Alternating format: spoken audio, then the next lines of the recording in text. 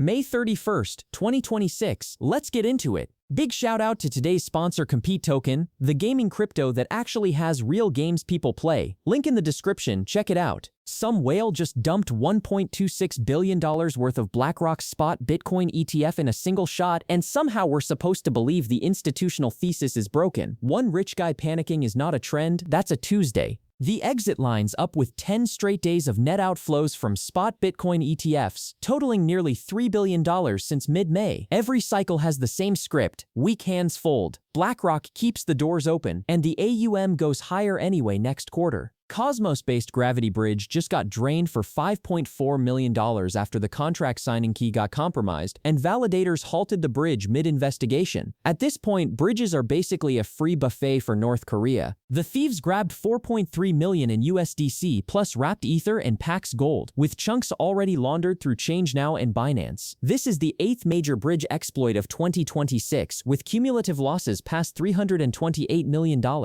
Until somebody invents bridge security that isn't held together with hope, this is just the cost of cross-chain. Michael Saylor posted working better with his signature bubble chart on Sunday, which in Saylor language means strategy is about to buy more Bitcoin. Again, the man is so consistent he could tweet a coffee emoji and we'd all know it's a buy signal. Strategy already owns 843,000 Bitcoin at an average of $75,700 apiece, and with Bitcoin around 73,500, he's basically buying the dip on himself. Meanwhile, a proxy vote on STRC dividends drops June 7th. Yeah, he's not slowing down. The CFTC finally approved Bitcoin perpetual futures for the US market, and Kraken says they'll roll out regulated perps within the next 30 days. About time. Americans have been jealous watching offshore perps for years, and now Wall Street gets to play too. Coinbase already moved with Deribit, Kalshi got their green light Friday morning, and Kraken's launching through Bitnomial. The race is on. The CFTC chair literally said the question was never whether perps would exist, only who would regulate them.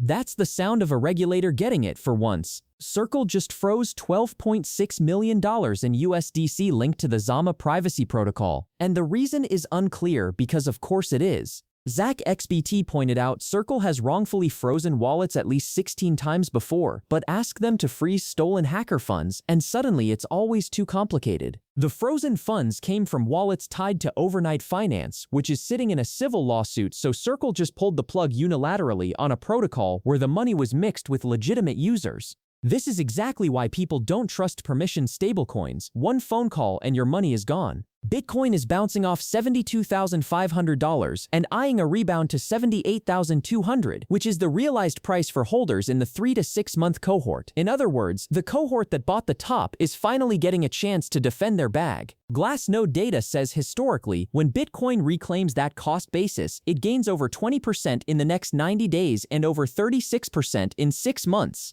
So either we chip up to $90,000 by August or we break down to $60,000 and the bears finally get a Christmas miracle. We're voting for door number 1. XRP Ledger devs just casually pointed out that flash loan attacks are structurally impossible on their chain, and somewhere on Ethereum, a DeFi dev is sweating. Thorchain lost almost $11 million to flash loans this month, and XRPL is over here flexing immune system. The chain can't do composable intra-transaction calls, which means the borrow manipulate repay loop that drains pools just doesn't run. Tokenized real-world assets on XRPL just crossed $3 billion, including a Ripple JP Morgan MasterCard pilot. Turns out boring architecture is actually a feature when institutions show up. Stellar just got pulled into the DTCC's tokenization push for Wall Street securities, and the DTCC literally clears trillions of dollars in trades every day. Old money is not just dabbling anymore, they're picking chains and building rails. 5 years ago, Stellar getting tapped by Wall Street infrastructure would have been front-page hopium. Today it's a Sunday press release. That's how you know the takeover is real. Boring is winning. Santiment says Bitcoin sentiment hit its most lopsided positive ratio of 2026, 2.23 bullish comments for every bearish one. Translation: everyone is bullish on Twitter, which historically means we're about to get rugged. The contrarian read says extreme bullishness usually precedes short-term pullbacks, and we just got 10 straight days of ETF outflows. Meanwhile, the fear and greed index is sitting at 23, deep in extreme fear, while crypto Twitter is partying. Pick a lane, market. Vietnam's Ministry of Finance just proposed letting small and medium businesses use digital assets as loan collateral, which is wildly bullish for actual real-world crypto utility.